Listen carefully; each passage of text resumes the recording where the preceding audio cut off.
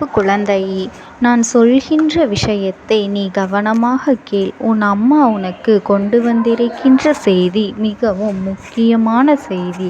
என் தங்க பிள்ளையே, நாளை நான் சொல்கின்ற ஒரு நபரால் உன்னுடைய வாழ்க்கையில் ஒரு மிகப்பெரிய ஆபத்து நடக்க காத்து கொண்டிருக்கின்றது.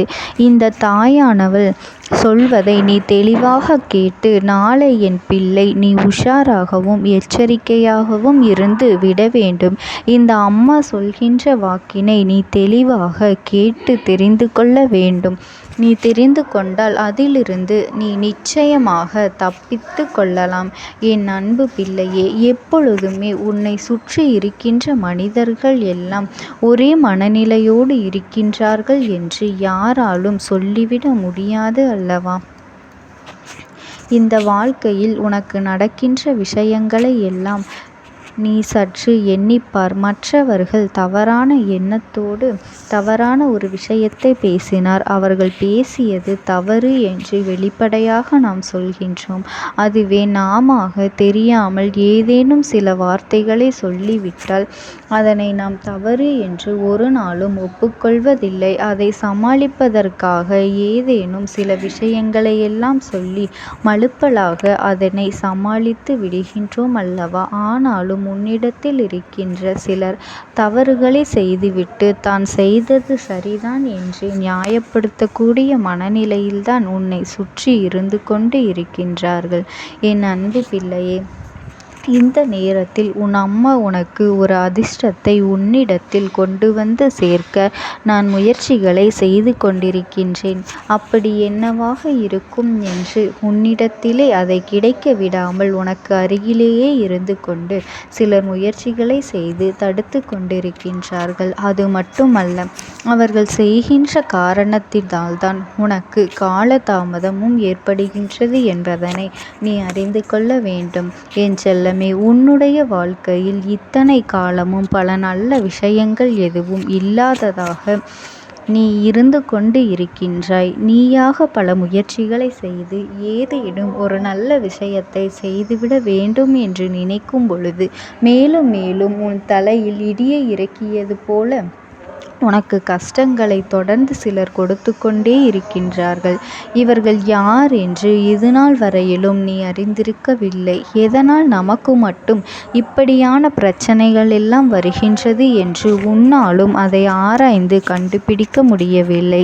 என் அன்பு பிள்ளையே, இந்த அம்மா உன்னிடத்தில் வந்து ஒவ்வொரு நாளும் உனக்கு உதவிகளை செய்வதற்கு இவர் வருகின்றார் அவர் வருகின்றார் என்று சொல்கின்றேன் என்றால் நிச்சயமாக அதில் இருக்கின்ற உண்மை என்று நீ தெரிந்து கொள்ள வேண்டும்.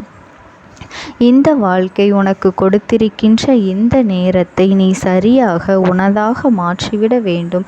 கஷ்டத்தையும் துன்பத்தையும் கொடுக்க எல்லோரும் முன்வருவார்கள். ஒருபொழுதும் அடுத்தவர்களுக்கு ஒரு சந்தோஷத்தை கொடுக்க வேண்டும் என்று யாருமே இன்னமும் உனக்கு நினைப்பது இல்லை.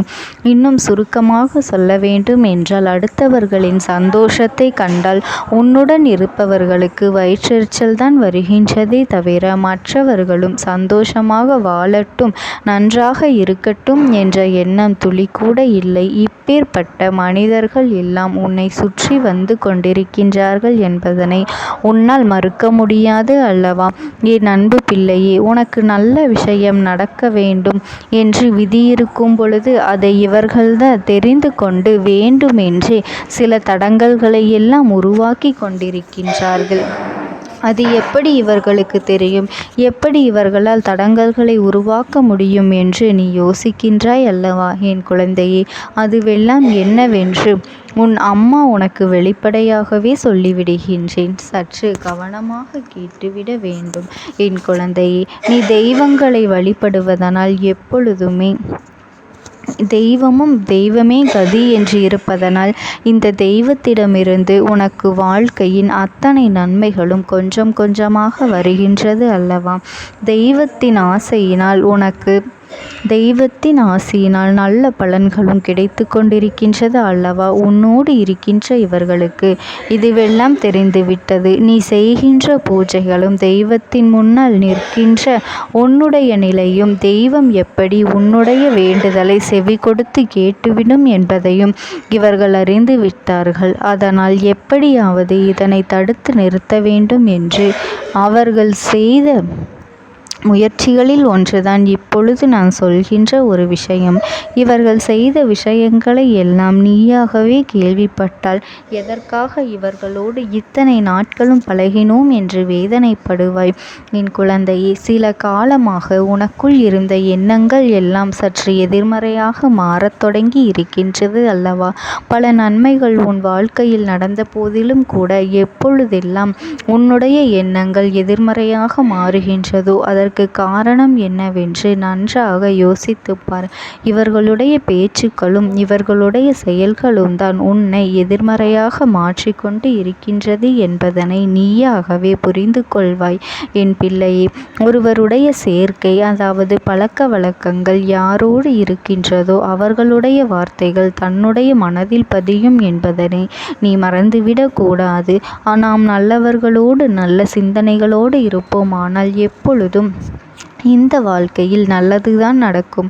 அதே சமயம் நம்மை சுற்றி இருப்பவர்கள் எதிர்மறையாக பேசிக்கொண்டு அடுத்தவர்கள் முன்னேறுவதை பொறுக்காமல் எதிர்மறையாக வார்த்தைகளை பேசிக்கொண்டிருந்தால் ஒரு பொழுதும் நமக்கு நல்ல எண்ணங்கள் வந்துவிடாது. எதிர்மறை ஆற்றல்கள் தான் நம்மை சூழ்ந்து வரும் என்பதனை நீ மறந்துவிடக் கூடாது.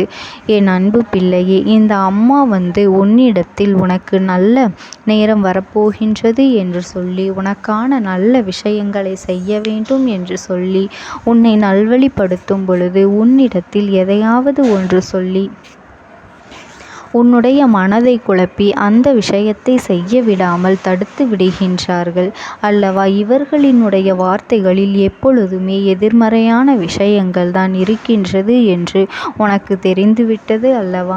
மீண்டும் மீண்டும் அவர்களிடத்தில் எந்த வார்த்தைகளையும் நீ கேட்க வேண்டாம்.